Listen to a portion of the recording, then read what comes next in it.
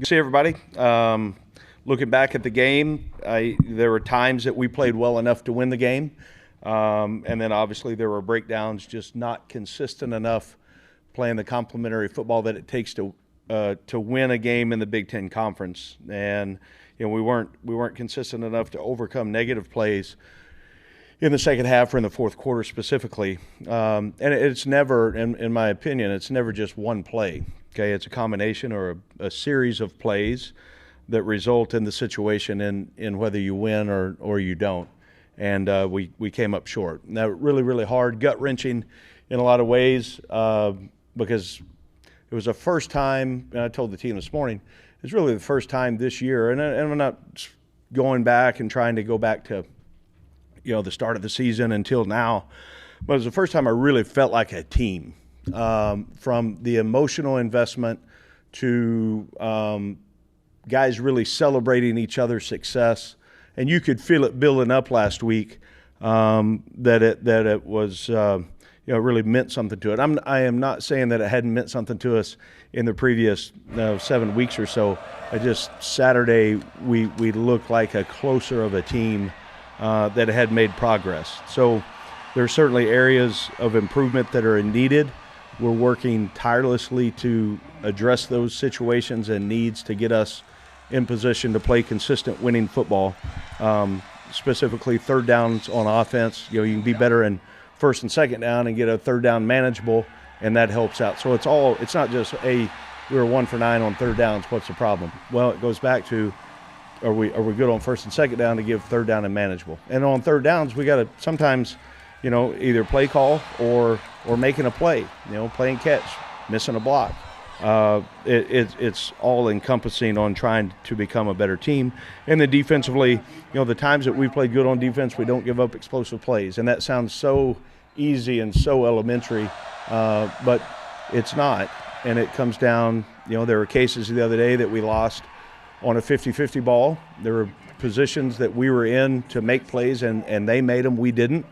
I think that, when you do a deep dive and you look at the evaluation of, do we like this play call or do you love it or is it a bad play call? There's some of that in there as well. And then there were some technique things the other day that hurt us in our man coverage that hasn't shown up the last couple of weeks, but it did the other day. So all in all, I thought you look at those couple of areas and then you look at special teams. Special teams gave us a chance to win the other day. We were smart. Mike Jack did a great job on drawing the foul on the punt return. When in the penalty there, gave us great field position. The kickoff return, something that we identified that we could probably get a big return on, and our kids did a great job on executing exactly what it was supposed to look like, and they did it. And that gave us a chance with field position.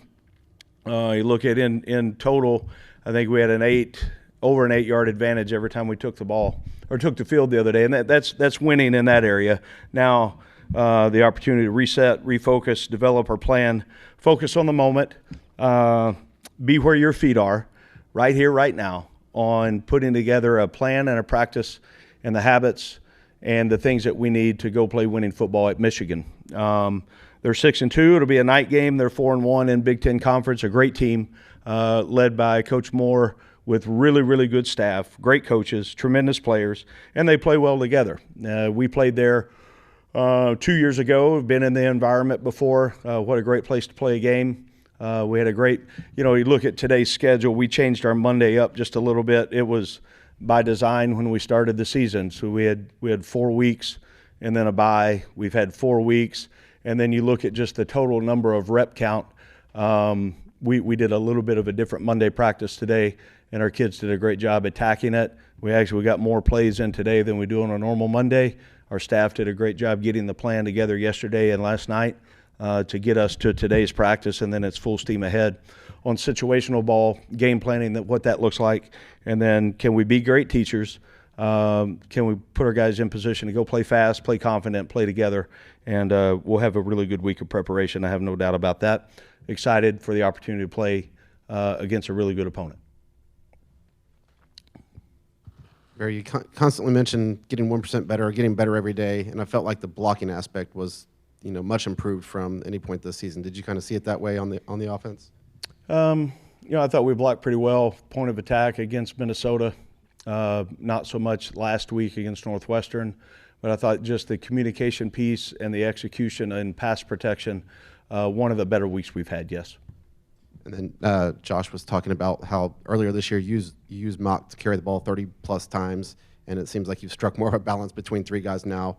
What's the dynamic there where you know, they all offer something different, but you want to keep everybody fresh throughout the course of a game? I think it's been big for us. You know, you look at the ability to spread the carries a little bit, to spread some of the things that we're asking them to do in the pass game.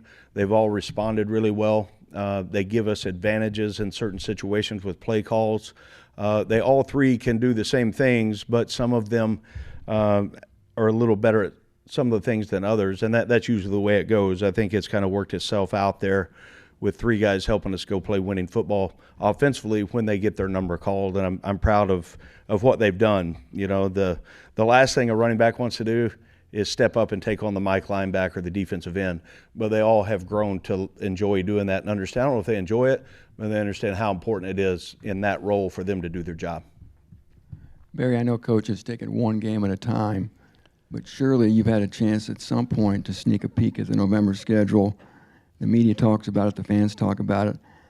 I mean, how do you stay focused and try to manage what's lurking for this team come November? Yeah, if I look past, it's 11-17, if I look much past what I've got right here, then I'm failing the organization. It's just not fair, because any of those things, I don't control any of them anyway.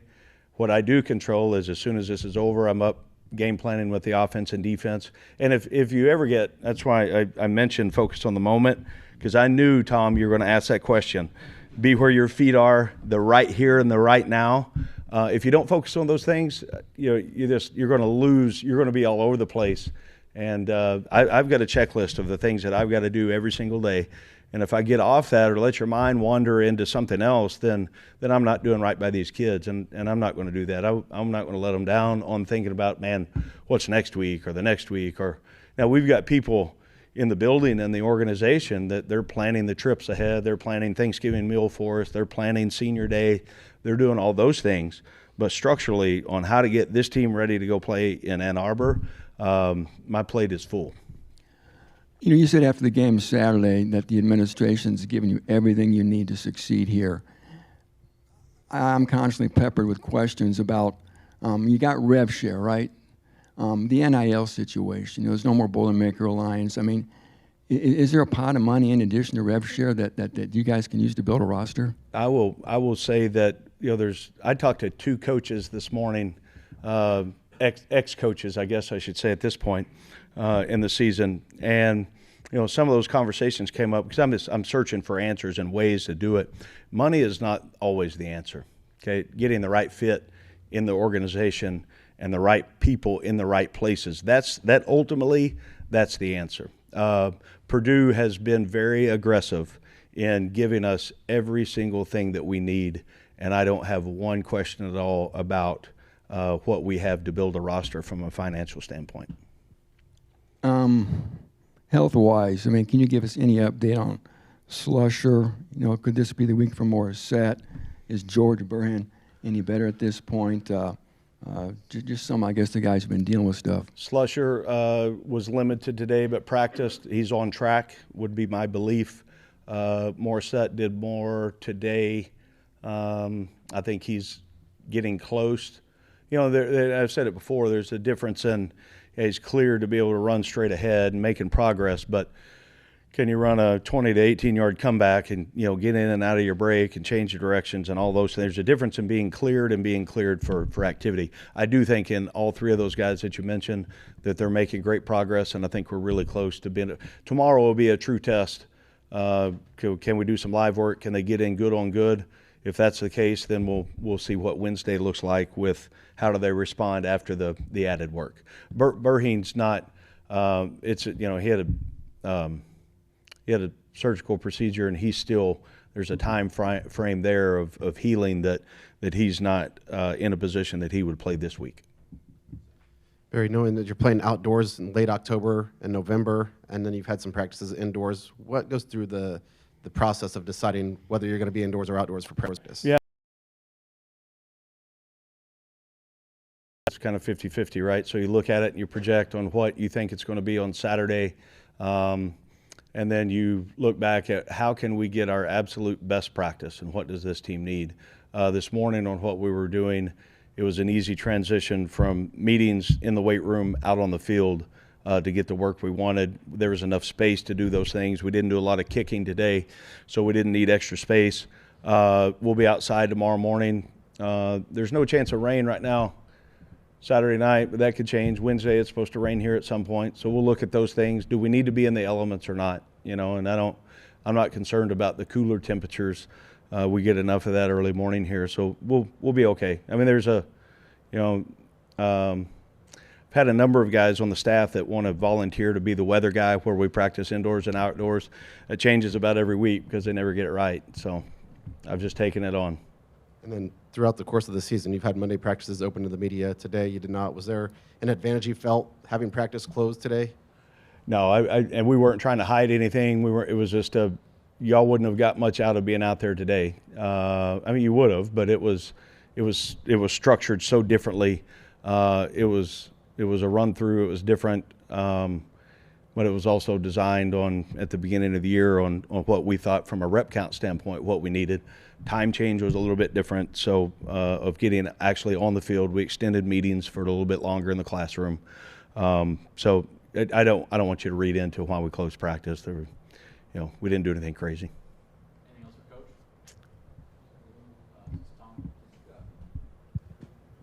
Tom? I forgot you guys did play in the big house. Just what that environment's like, and relating it to maybe some of the guys on the roster who haven't been in that type of an environment. Yeah, I think in its conference, I mean, every single week, Ross-Ade is, has become, and I knew it would be, my favorite place to be in the world. And then you look at the environments and the opportunities you get to take a team in an away game when they're I'm sure we'll sell it out. What a great historical venue that will be. We were there 2 years ago, like I mentioned, so got a feel for it. They're loud. They're smart fans. They know when to cheer, and so we've got to create our own energy. We've got to make sure that we have elite focus in the snap count and all the different things to be able to execute the play call. And then once you get into that, the distraction control piece of how we approach things as a team is so important. Don't worry about all the people in the stands. They're not playing.